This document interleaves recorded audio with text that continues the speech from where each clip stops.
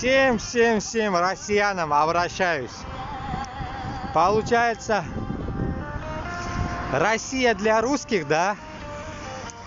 Ну тогда Башкортостан и Татарстан для нас, для башкиртов и татаров.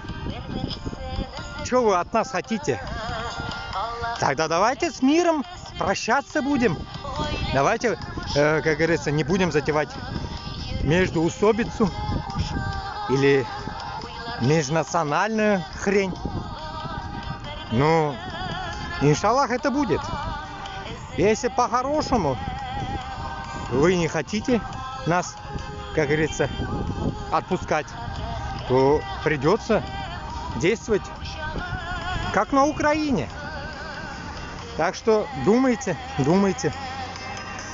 Вот так вот.